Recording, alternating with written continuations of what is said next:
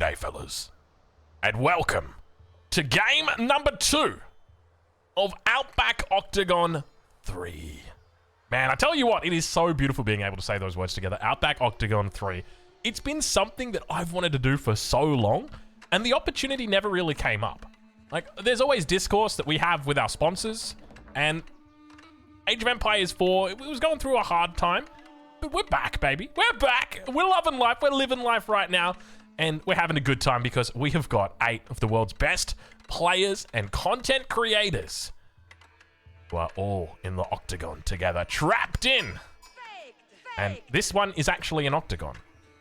The map that we're on today, it's called Hallowed Spring. I'll tell you right now, you're going to be saying hello to 8 edges of the map. It's not one of those corner maps. You're not going to have any T90 corner boys camping in the corner, not on this map. It is a very awkward feeling map. In every single game that we've seen, players have taken the center, never really taken the wall the same way you take the corner. So it really changes the mindset. But let's get into it. Let's introduce our players, ladies and gentlemen. Spawning in the north of the map in the color red, playing as the Rus, representing the Chinese and Team Elephant. It's CSO. CSO, can you get your king in the TC? Thank you. I love it when they listen to you. You tell them and they do it. Thank you, buddy. Very much appreciated. Let's check in over on the east side of the map in the color pink, playing as the Chinese, representing Team Australia. Let me hear it. Aussie, Aussie, Aussie. Oi, oi, oi. It is Pepino Pig, aka Giacchino. And to her south, in the color yellow, playing as the Holy Roman Empire, one of the scariest civilizations to get on a map like this, representing the Spaniards on the Holy Roman Empire. It is Lucifron 7. And to his east, in the color green, playing as the Ayyubids, representing Team Japan, it's Duyakusi Twitch. To his south, in the color orange, playing as the Juicy Legacy, representing Team Germany, it's Core. To his south, in the color teal, how do these guys spawn together next to each other again? Playing as the Mongols, representing Team Denmark, it's Voldemar. And in the west of the map, or at least to the west of Voldemar, in the color purple, playing as the Delhi Sultanate, representing Team Hungary. He's hungry for more victims. It is Corvinus 1. And our final player for today, representing the United States of America, USA, USA. It's going to be the one, the only, it's Fei-Chan on Joan of Arc as well. So just keep in mind that there are technically 2 hero units today. But welcome, ladies and gentlemen. We've got ourselves quite the battle today. All of these players that I've introduced, each one of them has content that they create somewhere on the internet. And down below in this description on YouTube, there will be a link to where you can find them. If you'd like to check them out and watch some of their content, if you like the way that they play, or if you're a fan of where they're from, like for me, I'm a big fan of Germany. And that's why I, at all costs, avoid Core's stream, because it is an it's a cesspool. No, it's a fun place. It's a good place. We like Core. He's a nice guy. Have a look at this. Wow, that is a nice landmark right there. That is a good meditation gardens. That is for sure. That's a double berry banger on a full forest. Damn. Where'd you find this? That's wild. But anyway, make sure you check them out. I'll leave a link down in the description where you can watch every single one of them. Let's talk a little bit about how these civilizations were picked, because you may not be familiar. We've got a new way to pick them. So essentially, we used to let everybody just go random in game, but there was a way that you could bug it out and get the civ that you wanted. I don't know how they did it, but they did it. And anyway, so we decided we'd get a bot. Well, I didn't decide. Cal decided we were going to get a bot, and the bot decides now who gets the civs.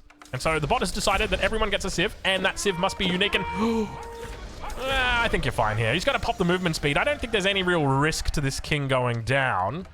But yeah, essentially the bot now decides where or who gets what civilization. That's essentially it. And there are precautions taken to make sure that everybody gets the same opportunity to get a different civ. Or, like, everyone gets the same opportunity to get every civ is probably the better way to say that.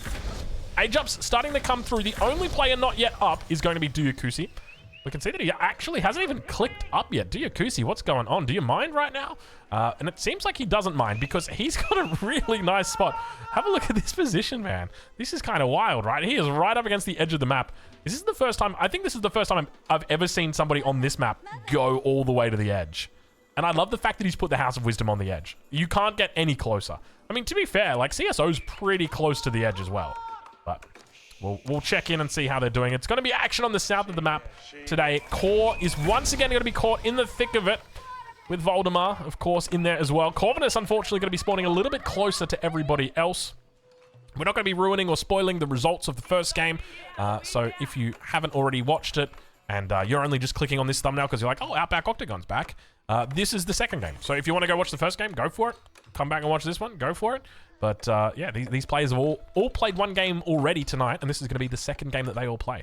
So let's talk a little bit about our favorites. Who is going to be our #1 contestant for this game, and why is it going to be Lucifron 7? Well, it's going to be Lucifron 7 for a number of reasons. #1, it's Lucifron. #2, he's on Holy Roman Empire, which, in my opinion, is the best FFA civilization that there is. They are so damn good at the moment. #3, he's got relics nearby. 1, 2, 3 over here. That's about it. I mean, that's all you need in FFA.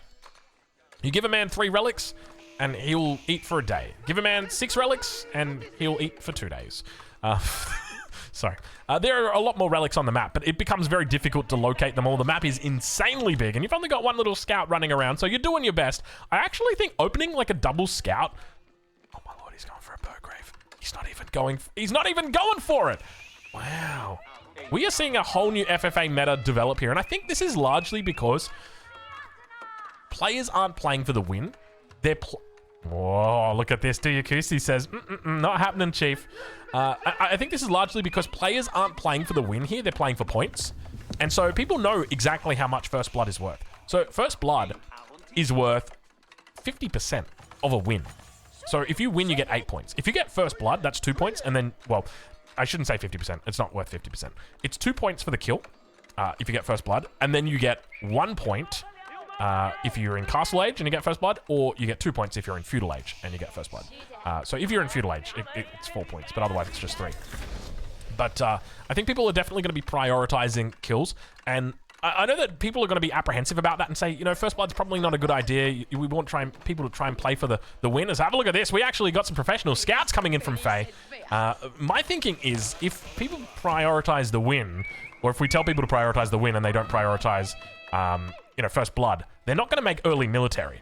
And if they don't make early military, they're not going to kill people. So by having First Blood, that means that, like, Core is going to make early military. That means that Lucifron is going to be like, oh, I should make early military as well. And that means that, you know, maybe CSO's thinking, I should make early military as well. Because they all want to get the points for the First Blood. So it's an idea to help promote that aggression in the early game rather than getting people to stagnate. Because look, at the end of the day, we love 2-hour-long games, but we just don't want every game to be 2 hours. So that's essentially the justification for it. But Faye Chan is absolutely loving life right now. Have a look at this. She's got triple deer pack, quintuple deer pack. Look at this. Faye is having a great time over here. Now, she's only got the 1 town center. How's she playing this? Let's have a look. 1 TC, archery range. It's not actually an archer, it's Joan of Arc. But the Jukanus have started to come out on the south side. So she's just looking to play 1 TC. Kind of weird that she didn't go into a 2nd TC. I would have thought 2nd TC with professional scouts would be legit, but I don't know, I guess not. Especially because she's got so much space, but she only knows that she's got space now. So I'd love to see a 2nd TC down from her, at least nice and early. Relics coming back in. Corvinus is picking them up. And one thing to note is that, holy moly, Core is going to get some clown car footage today. Oh, Core has always been a little bit of a clown. This is not going to be pretty. Okay, so what's going to happen here? Well, there's 16 Juganu in the car. He's going to kill all of those. He's going to kill the archers. Bro, what are you... How... Dude, Voldemar's just dead, dude. Poor Voldemar, dude. How do you even defend this? I mean, okay, so what's the defense here? Anybody wondering? You need to move the king down here. That's the first point. Vils need to go in the town center, and you need to pop the Vils out at the same time that you challenge the Jukunu. It's really hard to do. He's got Keshiks now, a couple of archers as well. Needs to pop Vils right now onto the battering rams, and he needs to start working down the battering rams. If he just tries to fight the Jukunu, it's not going to work well for him. The Jukunu are way too powerful. Has he picked up +1? He does have +1 ranged armor, so he's going to have a little bit extra. He has a little bit extra in the bank there, but Vil's going to come through. He's pulling all the Vils. He's actually not utilizing the Vils in the town center. Instead, just going to use the Vils on the ground, which is a pretty smart call because he's using the TC to focus down all of the Jukunu that are inside. King got to come out. King, go back inside, my friend. Jump out on that back position. You want him to come down here. This is where the King needs to divest away from the main town center. Now, you might also be wondering about these over on the left-hand side. I assure you, this is not because of us cutting off the screen. That's just how the replay works, or how the UI works. I don't know why it's there. That just is. I think I can get rid of it in the options, so maybe I should do that. But anyway, battering rams. It looks like success has been found by Voldemar. He manages to hold for a little bit here. But the one thing that I'm scared of is that if this game, or if this continues this way, I don't see Core losing. The Jukunu are way too good. Like, you don't have any bonuses as Voldemar in the second age. If you're in the third age, or like if you're in the second age as the Delhi Sultanate, then 100% you can defend because you've got the ability to have Tower of Victory, which is going to increase your attack speed so you can get better trades against the Jukunu. But here, you've got nothing that's really holding you up. It's literally just archers, and these guys don't even have blacksmith upgrades yet. I suspect we've probably got +1 that's now come through. Indeed, we do for Core. So he is going to be melting through this. And if that King dares makes its way down in between these pathways, it will very quickly find itself vanquished. Eaten alive here on the backside. Doesn't look like we've got too much action out on the rest of the map for the moment. Let's see. Where's Loot? Hold on. I take it back. Loot. Oh my God. Lucifer. Where's the King? The King's in the thick of it. We got two at the same time. King, jump back inside. Where's the King? King's in this town center. It's fine. We got time. Meanwhile, we got landmarks being taken. We got sacred sites being. Is that a King? No, it's Joan of Arc. Why would they be a king on the sacred side, Trongo? I don't know. I just saw a crown, and I got excited. Lucifron has decided he's going after Duyakusi. Duyakusi in the corner was so happy. He was so comfy. He was chilling out, and now the first blood. Who's it going to go to? Is it going to be Lucifron? Is it going to go over the way of Voldemar's opponent, Core? And it is going to be Lucifron who picks it up, and oh my God, just mere seconds after. Oh my Lord, I hit a sweet spot in my throat. Wow. Holy moly. Seconds after I missed the click, I clicked on his base instead of clicking on this base. Wow. Within seconds, and there you go. The kid unfortunately taps out. Well, not taps out. I mean, he gets eliminated.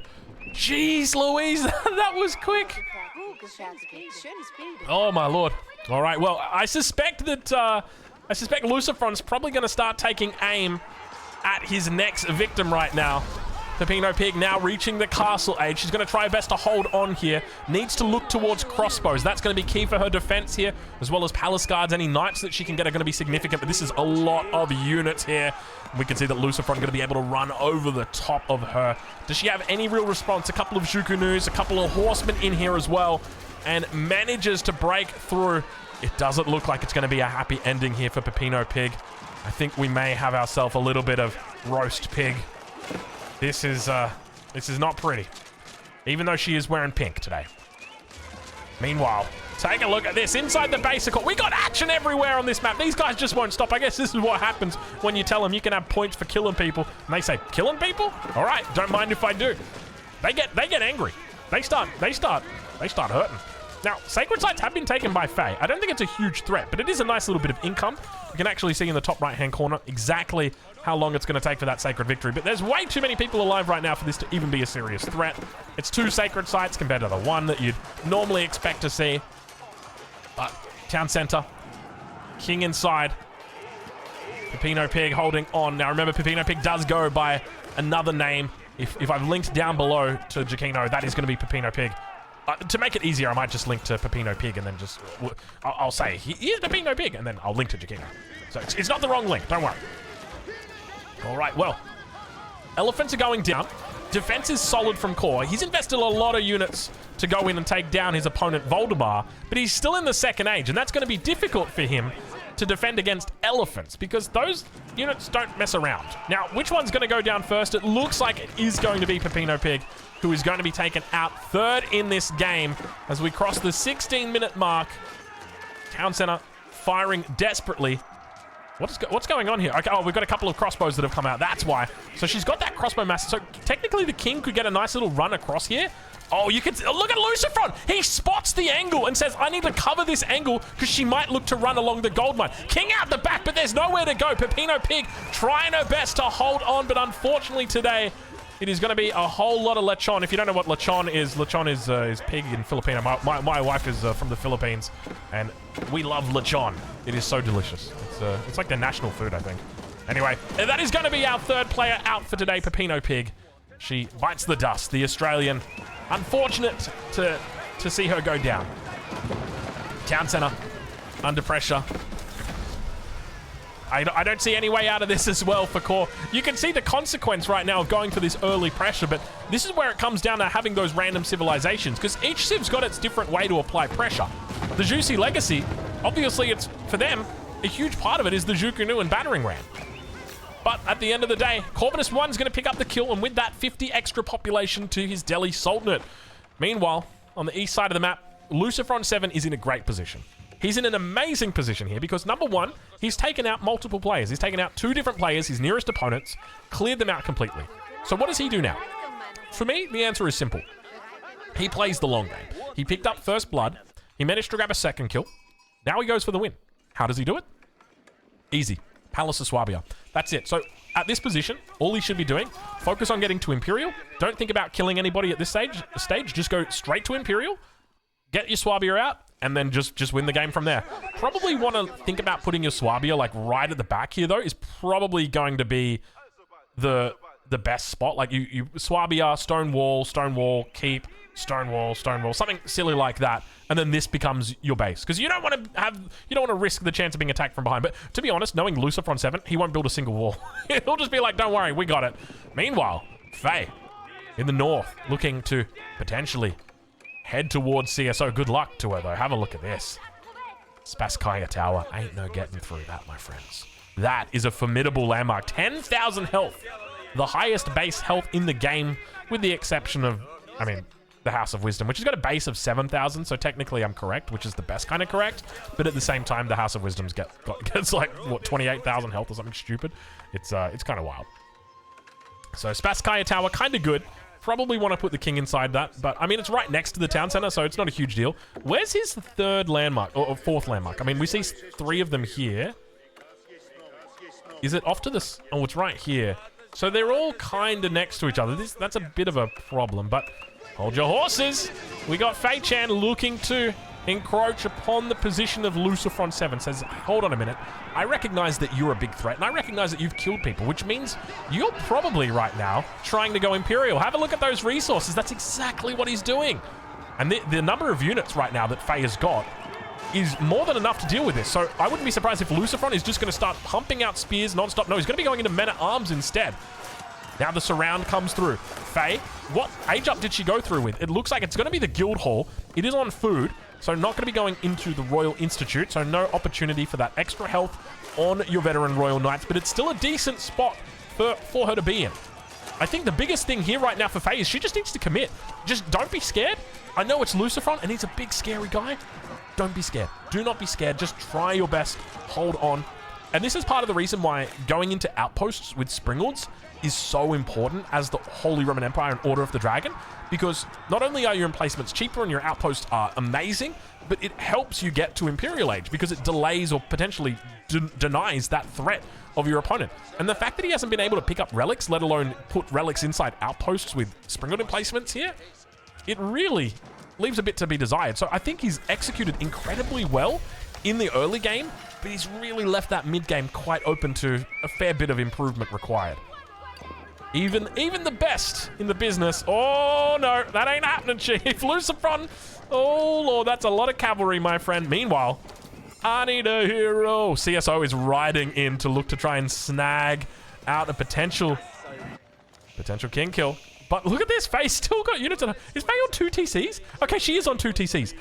Tell me she had this second TC earlier and I just missed it. How many vills is she on? She's on 58. She only just added the second TC. Damn, man. That is a lot of time missed out. But look at these numbers here. Faye just going to absolutely crush Lucifron.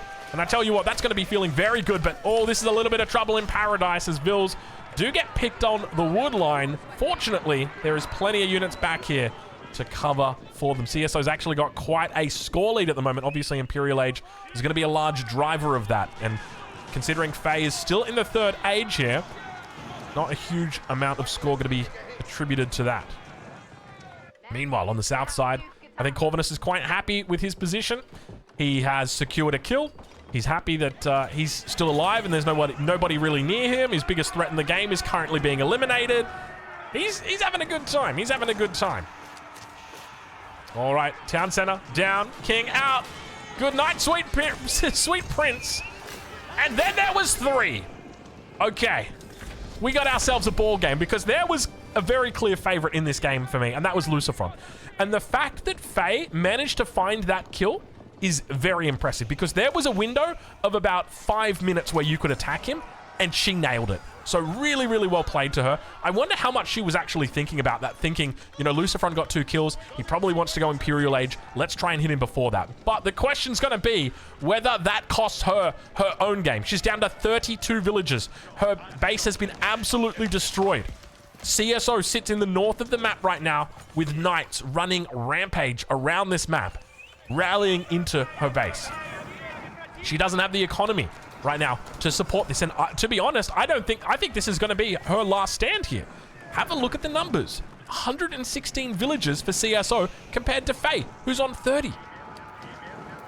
I can't help but feel like the delay in the second town center has contributed to this, because the second TC would be coming online right now. It would be at its strongest, and while she might be able to hold off this fight right now, there's a 90 villager difference between these two. It's only a matter of time until CSO steamrolls over the top. You're not even going to have that awkward moment where there's 3 players and you're trying to convince who's the threat and who's not the threat. It's just not even going to be here. You've just got a steamroller running over the top of everyone, and my fear is that CSO's not going to stop. He may look to head down towards the south side, because while Corvinus 1 looks great down there, there it goes, the king managing to jump out. Unfortunately, not able to run it in time, and Faye getting taken out in this game early on. Not early on, 24 minutes in. But that leaves us with 2. So I don't know exactly what happened there, but can we just talk about the deer? Does anybody want some deer? Anyone want some venison? So I find it really interesting about how aggressive everybody is being, but at the same time I completely understand it. But the truth is, you get players like CSO, who, to be fair, had a pretty good spawn. His nearest neighbors had competitors. We had Faye that was over here who decided to attack Lucifron and looked to take him out of the game, but doing so almost certainly guaranteed that she would die. So it's one of those difficult spots, but now Corvinus 1 is going to be on the defensive as CSO looks to represent Team Elephant and Team China right now, facing off against Corvinus 1 from Team Hungary. He's going to be trying his best to stay alive, and I think the biggest component for Corvinus 1 is going to be just fighting underneath these keeps. The truth is, there's a lot of resources out on this map, and his villagers are out there right now. He needs to make sure that he gives himself the best opportunity to win. 250 population against 250 population. But the truth is, there's one player significantly more ahead than the other. 72 vills against 130. Almost double the villager count. So the question becomes, where is your scaling, bro? Oh, excuse me, hold on.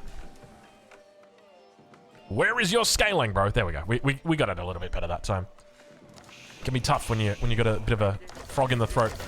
So we didn't have the I'm blanking. We've got the House of Learning today, rather than the... Jeez, I'm actually blanking on the Delhi Sultanate Castle Age landmark that gives a stone reduction. We've got the House of Learning, and then, of course, we've got the... we've got... it's going to come to me, don't worry. It's not a House of... I want to say it's the... I looked at chat. I looked at chat. I know what it is. I looked at chat. I know this one, guys. I'm getting older. My memory's not getting as good. You know, it's something that we all deal with. Every day we're growing older. It's the Compound of the Defender. He didn't go for the Compound of the Defender. Obviously, goes for the House of Learning, so it doesn't have the ability to get that... I'm trying to think right now. He's obviously got the technology, but it's the Compound of the Defender... I'm just going to keep my mouth shut right now because I'm making myself look like a fool. I'm just going to walk away from this and say, he didn't go for the Compound of the Defender. That's interesting, but he's got keeps up. There we go. Let's leave it at that. So how does Corvinus 1 get a victory here?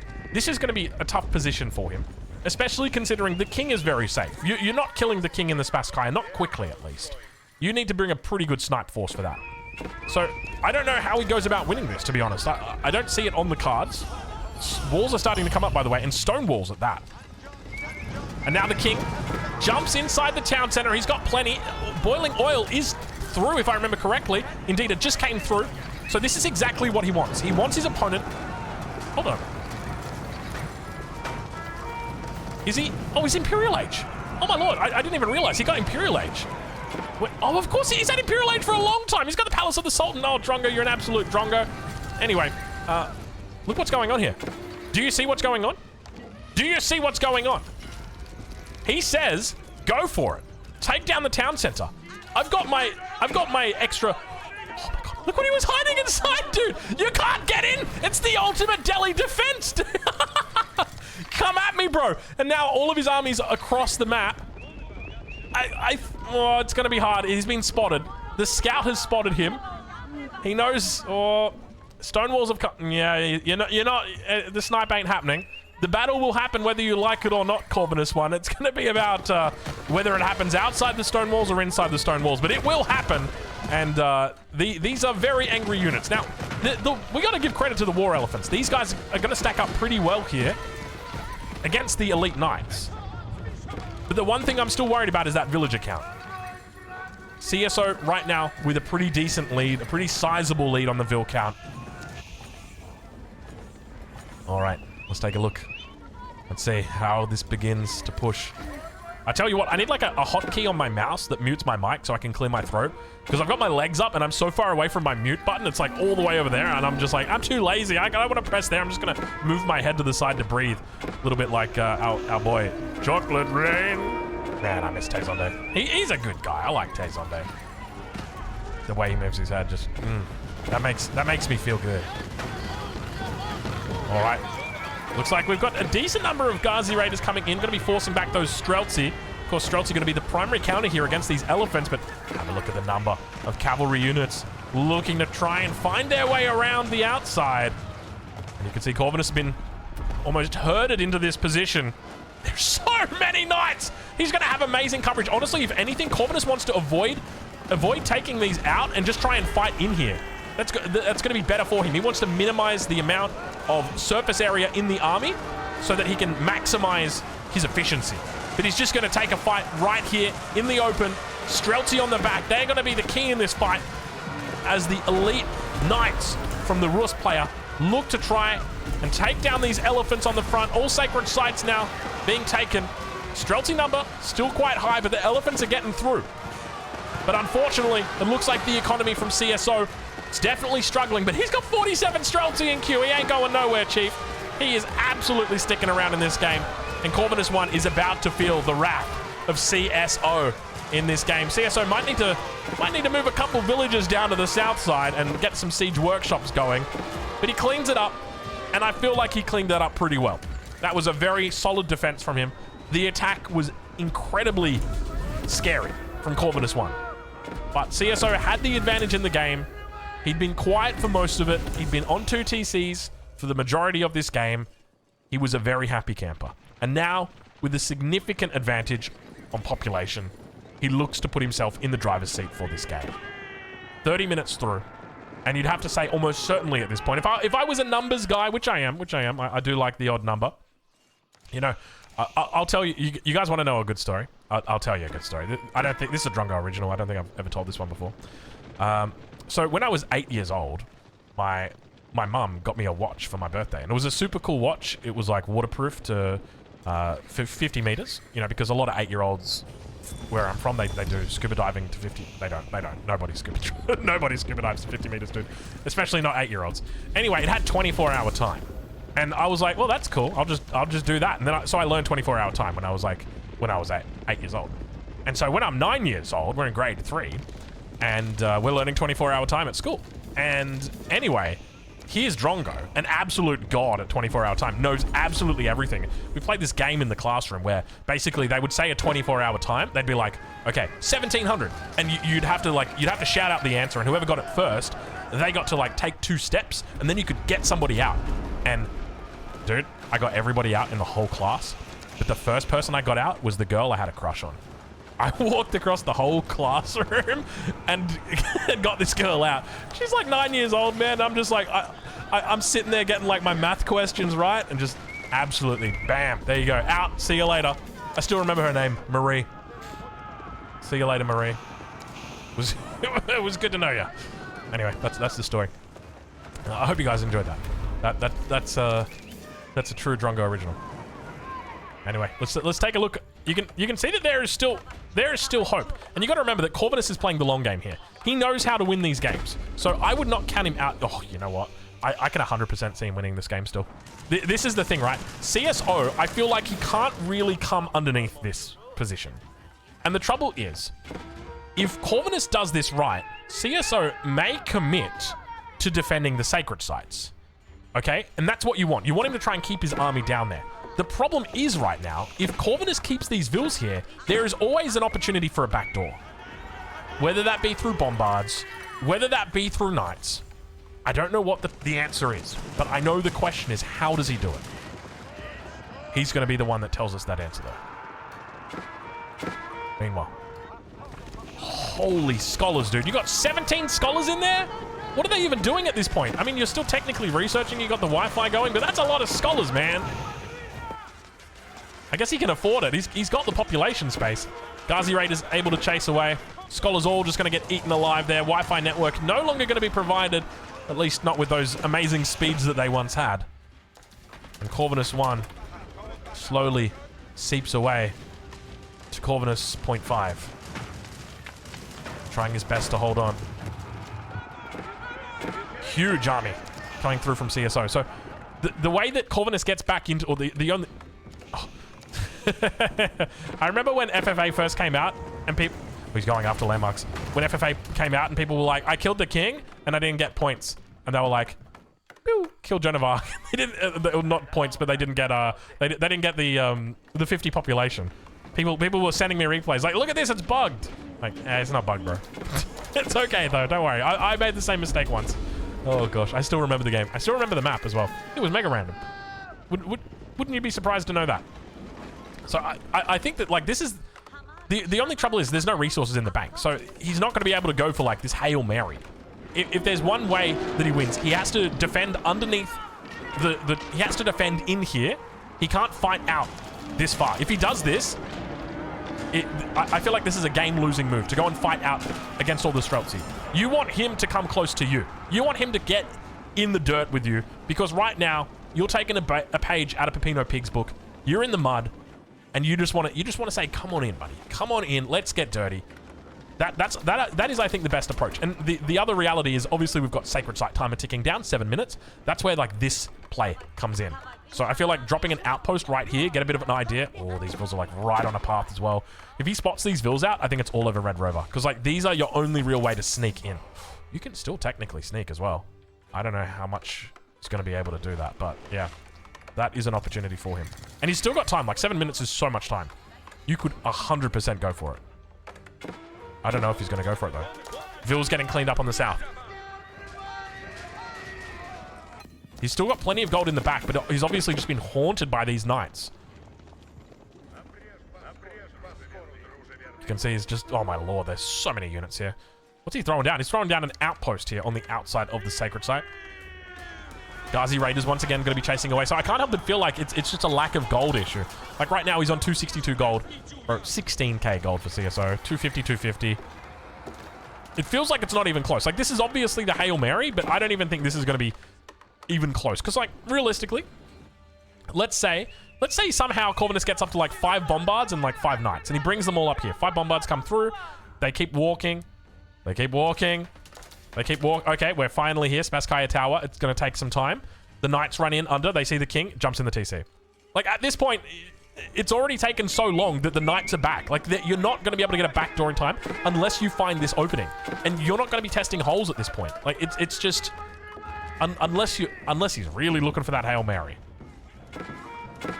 Mango shot. Decent mango shot. Gets a lot of damage on the Streltsy. A little bit short on the second one. Oh my lord, that damage is absolutely beautiful. But take a look at these raids because they are absolutely brutal. Corvinus 1 holding on for dear life here. Reinforcements going to get picked up. He's moving towards that sacred site. Streltsy on standby, waiting for those reinforcements from the north. Wall's going to come up on the sacred sites. Reinforcements from the south, perhaps. And now onto the sacred site. The neutralization starts to happen. He needs to make a move soon. He needs to go now. He's got about 15 seconds. Ville's going to be brought in as well. Plenty of units here. He's looking to try and get the pincer move. Sacred Timer might actually get run down here.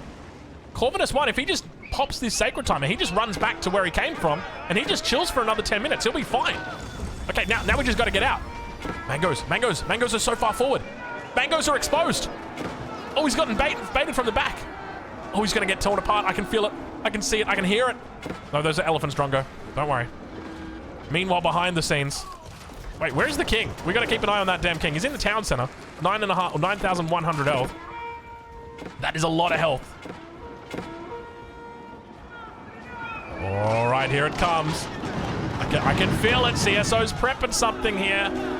Look at him still going. I love the fact that he's got all of these units just randomly positioned, still picking up the reinforcements.